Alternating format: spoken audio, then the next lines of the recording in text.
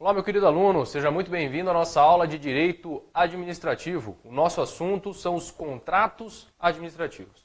A essa altura da brincadeira, você já sabe que os contratos administrativos, tal qual os contratos particulares, são um ajuste entre as partes. Acontece que esse ajuste, esse acordo de vontades, uma das partes vai ser sempre a administração pública. A administração pública, segundo a Lei 8666, em seu sentido amplo, constando como administração pública direta, União, Estados, DF, municípios, administração pública indireta, autarquia, fundação, sociedade de economia mista e empresa pública e, além disso, as empresas controladas por qualquer um dos entes federados.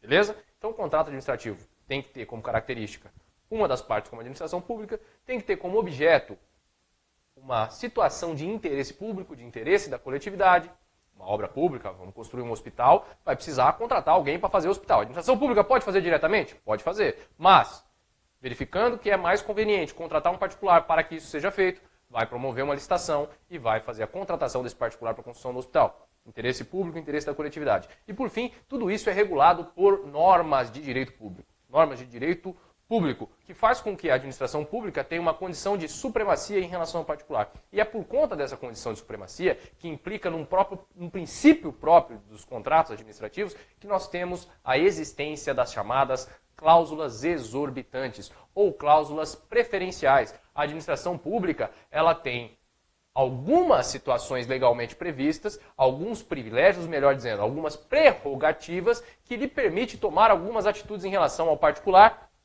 que a colocam em condição de supremacia. Tá? Então, a própria lei estabelece possibilidades de alteração unilateral do contrato, a mutabilidade das prestações, a rescisão por parte da própria administração. Então, nós temos coisas que, num contrato privado, não seria possível uma das partes, porque ali nós temos igualdade entre os interesses. Então, você comprou uma casa, o cara não te entrega, você rescinde, mas do mesmo jeito que se você comprou a casa, você não pagou o cara também rescinde. Todo mundo ali pode promover a rescisão. No caso dos contratos administrativos, não. A administração pública possui algumas prerrogativas algumas prerrogativas para o exercício dos seus privilégios, para a busca do seu principal objetivo, que é o interesse público. Tranquilo aí? Então nós vamos para as cláusulas exorbitantes ou cláusulas de privilégio.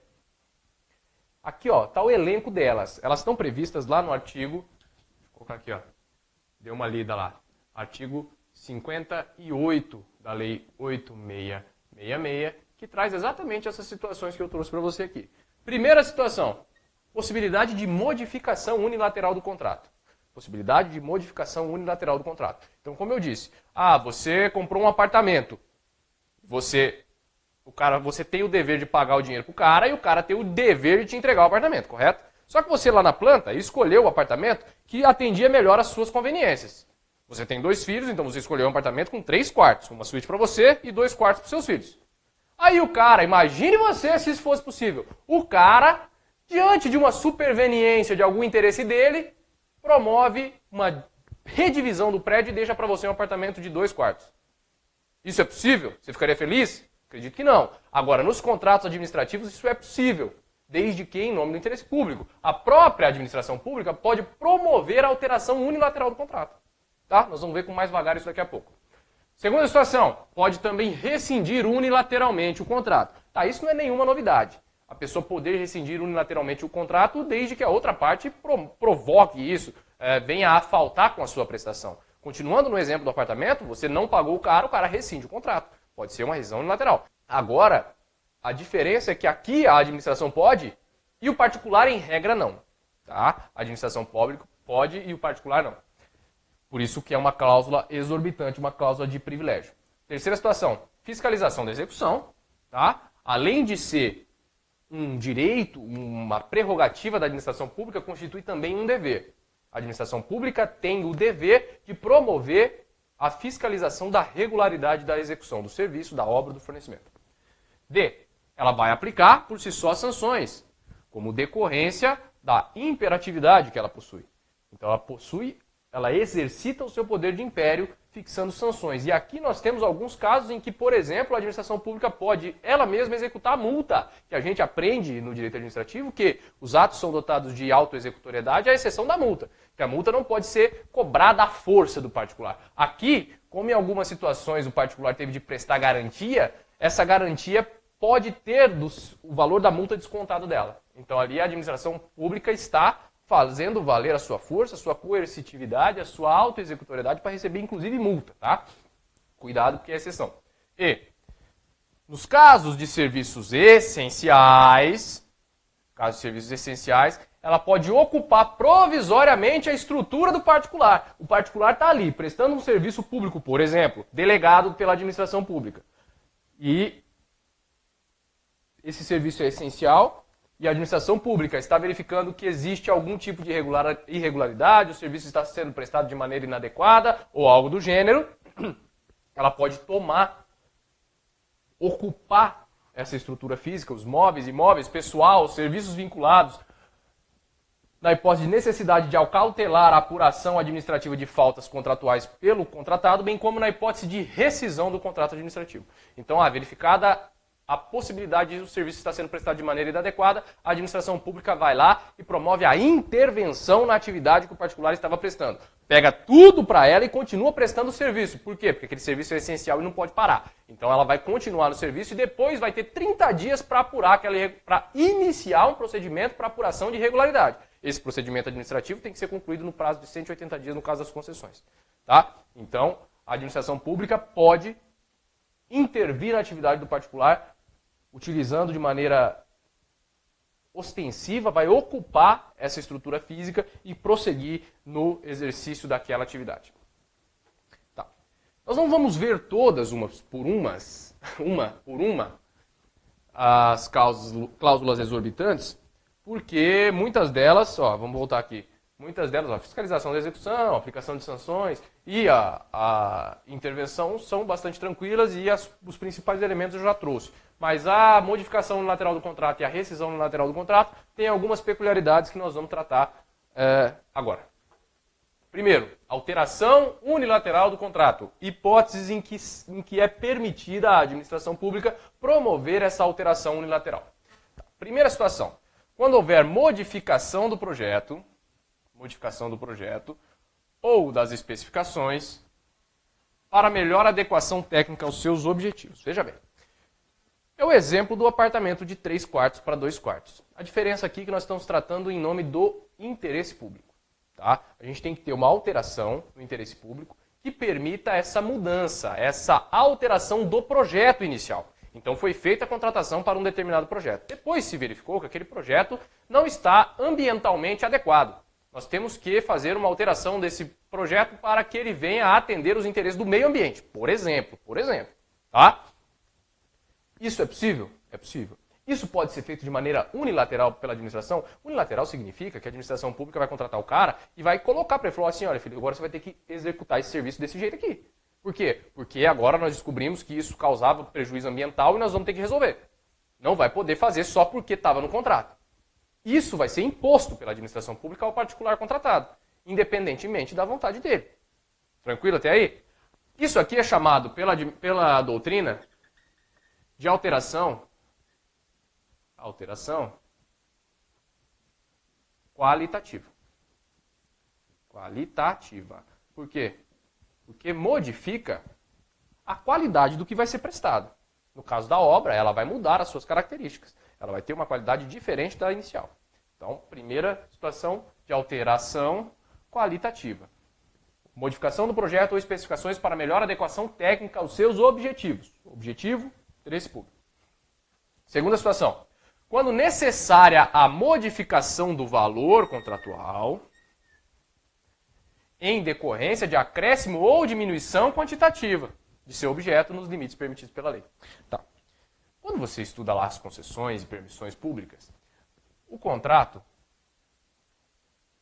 ele tem 2 aspectos principais em relação ao que eu vou falar agora.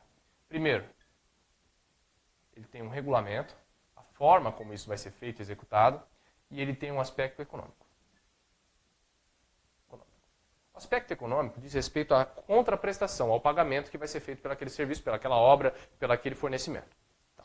Em regra, as alterações, a mutabilidade do contrato não é aplicável diretamente no aspecto econômico, porque isso já foi definido. Né? Quando foi feito o contrato, já foi feita a valoração de quanto aquilo valia, e isso fez parte, inclusive, provavelmente, dos critérios de julgamento da licitação. Então, em regra, não se pode alterar primeiro o aspecto econômico. O que se pode alterar unilateralmente pela administração é o regulamento, a forma de execução, que condiz, em parte, com o que a gente está dizendo aqui, a alteração qualitativa do projeto, da execução do serviço contratado. Só que aqui nós estamos dizendo que pode mudar o preço, sim. Por quê? Porque mudando a qualificação da coisa, mudando a forma como vai ser prestado, a forma de execução, a quantidade, vai mudar o preço. Tá? Então aqui, nós temos a alteração, ele fala de acréscimo ou diminuição quantitativa. Se o cara tinha que prestar X e depois, por conta de uma alteração promovida pela administração pública de maneira unilateral, ele tem que prestar 2X, ou se isso estava em aberto, vai aumentar o preço, vai alterar o preço. Assim como se diminuir, vai poder diminuir o preço, a contraprestação. Aqui nós temos o aspecto de alteração quantitativa. Já vou deixar aqui, para não precisar escrever de novo. Alteração quantitativa. Então, assim, alteração qualitativa vai mudar a própria execução do serviço, a própria execução da obra, as próprias características do projeto contratado. Se disso se promover uma alteração na situação do particular contratado, tem que ter a compensação financeira para ele. Essa mudança pode ser decorrente de acréscimo ou diminuição quantitativa. Isso vai refletir no valor a ser pago a ele. Beleza? Tranquilo até aqui?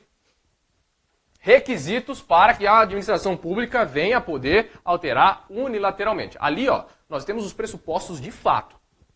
Nós temos os pressupostos de fato. Opa, tem que ter alteração no projeto, ou nós temos que ter a modificação na quantidade da coisa.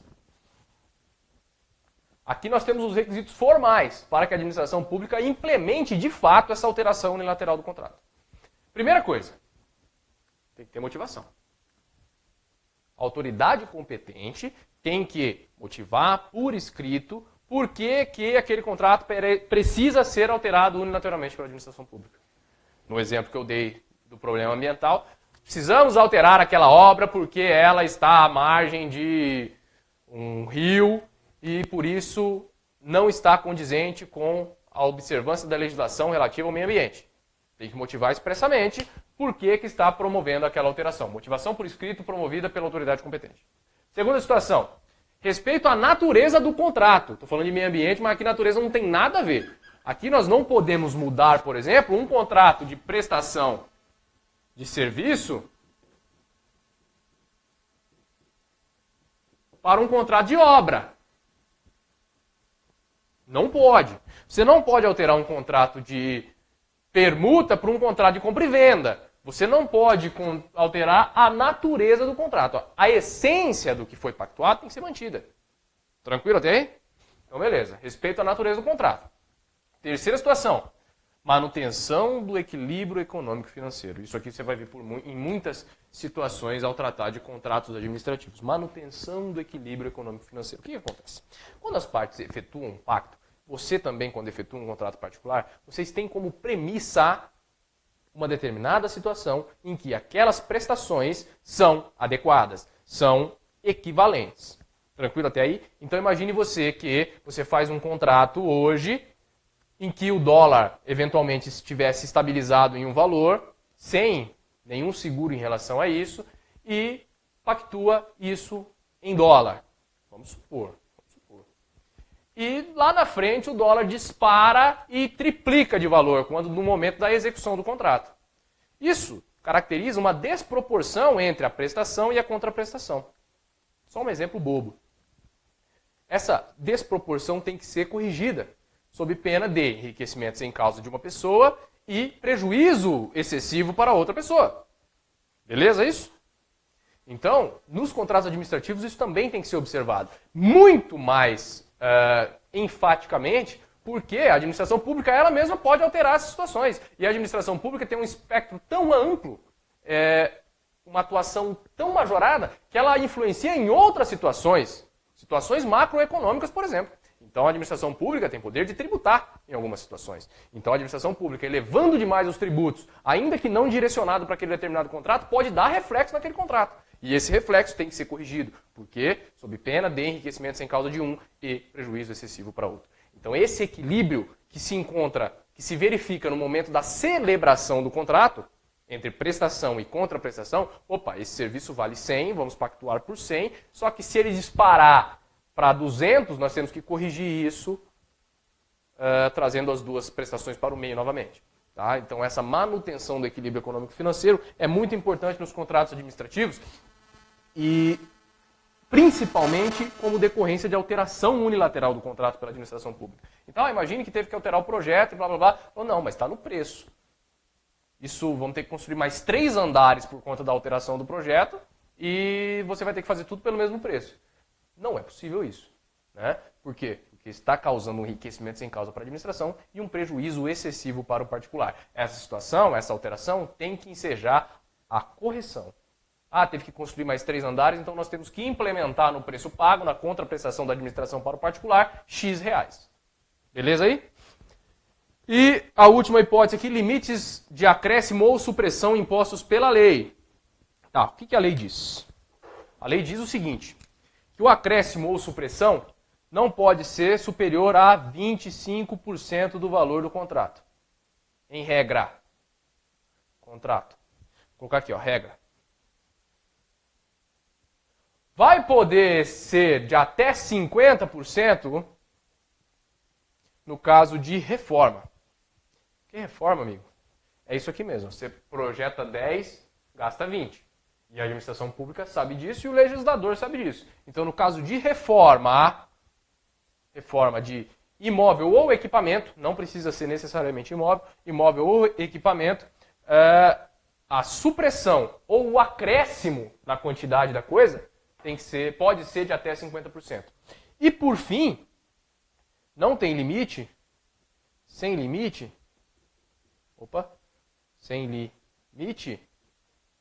no caso de acordo das partes. Acordo das partes. Então, quando as partes chegarem a um consenso em relação às alterações, aí nós não estaremos diante de alteração necessariamente unilateral, né? Porque a outra parte está assentindo, está manifestando a sua concordância. Então aqui a lei fala assim, olha, os acréscimos e supressões não poderão ser superiores a 25% do valor contratado. Tratando-se de reforma de imóvel ou equipamento, pode ser de até 50%. Tanto o acréscimo quanto a supressão. E não vai ter limite no caso de acordo entre as partes. Beleza? Requisitos aí para a alteração unilateral do contrato. Tá, além de alterar o contrato sozinha, por conta própria, óbvio, desde que observados os requisitos legais, a administração pública pode também promover a rescisão unilateral do contrato. Pode promover a rescisão unilateral do contrato. O que isso quer dizer? Quer dizer que em determinadas situações, verificados determinados casos, a administração pública pode simplesmente rescindir o contrato por conta dela, independente da outra parte anuir ou não. Tá? Então a primeira situação, descumprimento do contrato pelo particular.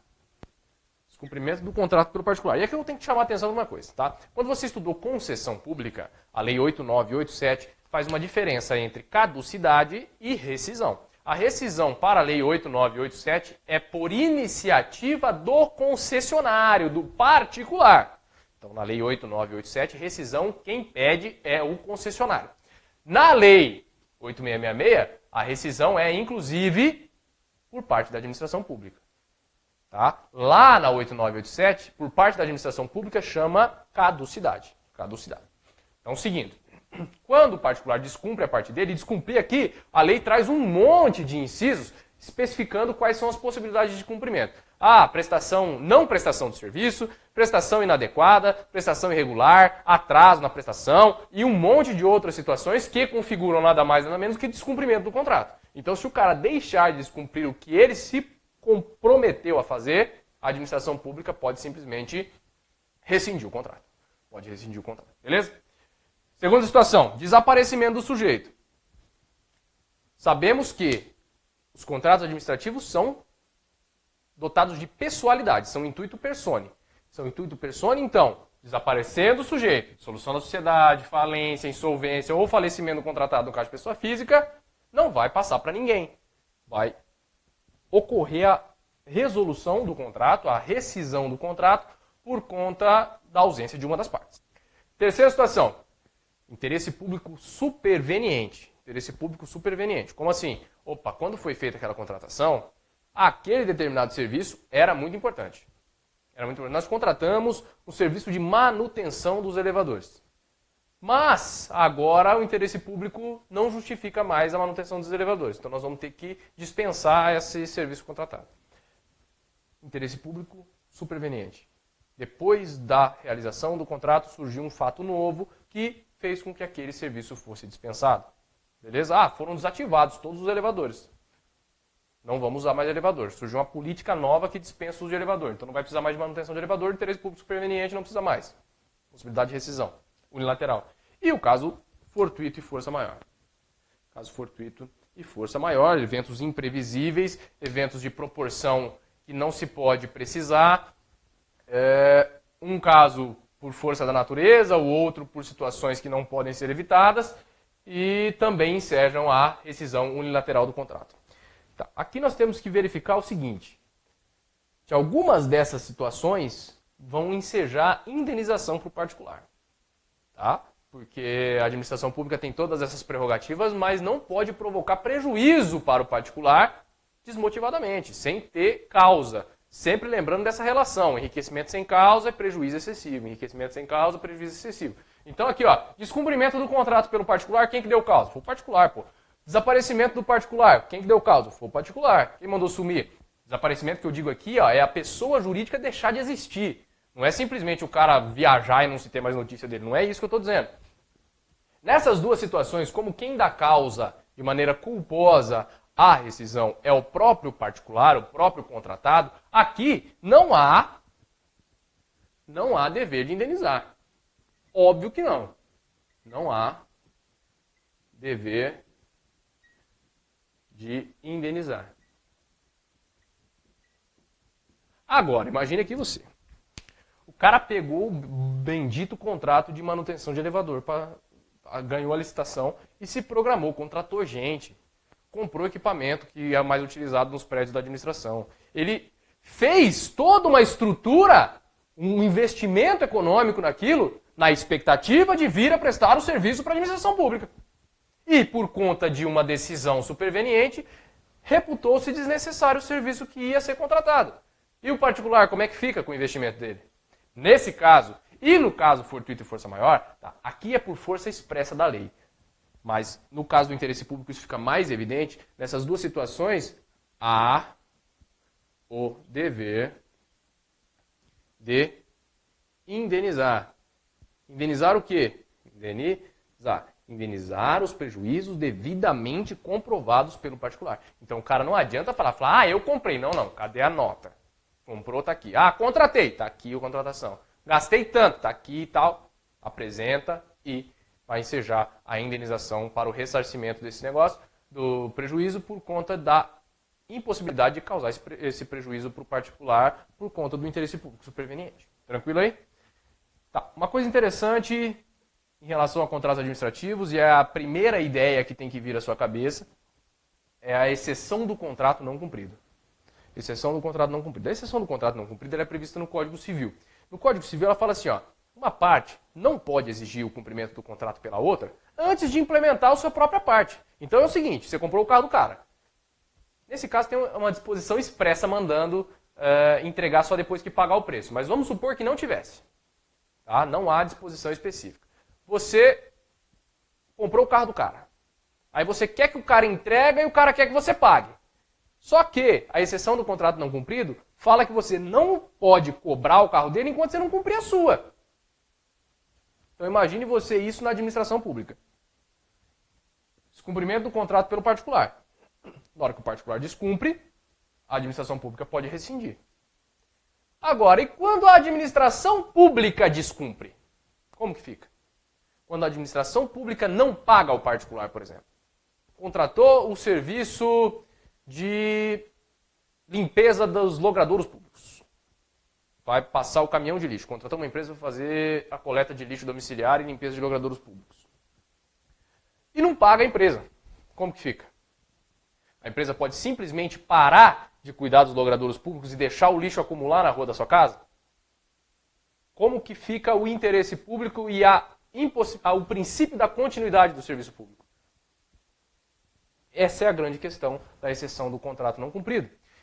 A doutrina clássica, os autores mais antigos, eles dizem que em nenhuma hipótese o particular pode rescindir o contrato por conta de inadimplemento da administração pública. Mesmo que a administração pública não esteja pagando o serviço contratado, não se pode interromper a prestação do serviço. Mas a própria Lei 8666 e a doutrina moderna têm admitido temperamentos, mitigações, uma redução da aplicação da exceção do contrato não cumprido aos contratos administrativos. Como, por exemplo, a Lei 8666 previu que por mais de 90 dias a administração pública deixa de pagar o cara, ele pode suspender o contrato e não rescindir, suspender o contrato. E a doutrina tem defendido que, verificando que os prejuízos advindos da inadimplência da administração esteja lhe causando um prejuízo severo que venha a inviabilizar a continuidade das suas atividades, ele pode recorrer ao judiciário e fazer com que o contrato ou forçar a administração a pagar ou parar de prestar o serviço.